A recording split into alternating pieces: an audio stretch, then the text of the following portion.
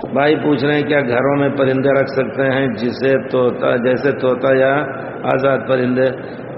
بے شک رکھ سکتے ہیں، لیکن ان کے آرام کا کھانے پینے کا انتظام پجڑے میں بھی رکھ سکتے ہیں۔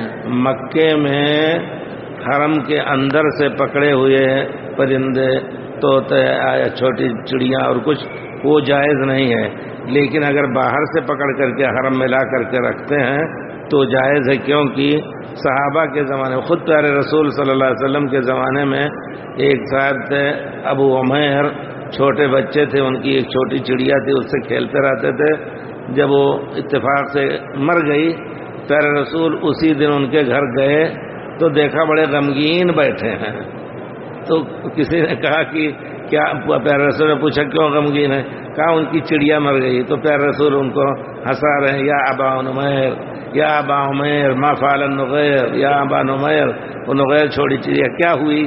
تو یعنی وہ باہر سے پکڑ کر کے لا کر کے رکھنا جائز ہے، لیکن حدود حرم سے، مکہ ہو یا مدینہ ہو، وہاں سے پکڑنا جائز نہیں ہے انشاءاللہ۔ اور باہر سے پکڑ کر کے اگر آپ لا رہے ہیں، ذبح کرنے والی چڑیا ہے کھانے والی، تو اس کو اندر ذبح کر کے کھا بھی سکتے ہیں، مکے میں بھی اور باہر کی دنیا میں تو، لیکن یہ ہے کہ ان کا انتظام، صفائی، کھلانے پلانے کا سب کچھ ہونا ضروری ہے۔ کچھ لوگ ایسے بھی ہوئے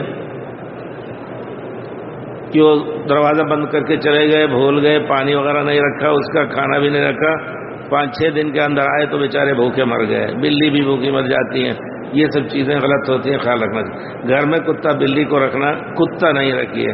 کتے کے بارے میں پیارے رسول صلی اللہ علیہ وسلم نے بہت ہی سخت بات کہی ہے کہ فرشتے، جس گھر میں کتے ہوتے ہیں اس گھر میں فرشتے داخل نہیں ہوتے۔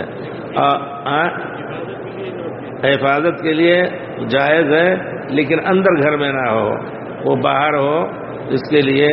اسی طرح کھیتی باڑی اور بکریوں کی حفاظت کے لیے کتے پال سکتے ہیں، جی، جو گھر میں نہیں ہوتے ہیں۔ بلی کو پال سکتے ہیں، لیکن بلی جو ہے ظاہر بات ہے کہ اس کا بھی انتظام کھانے پینے کا رکھنا ضروری ہے، تاکہ وہ مرے نہ یا بھوکو نہ رہے۔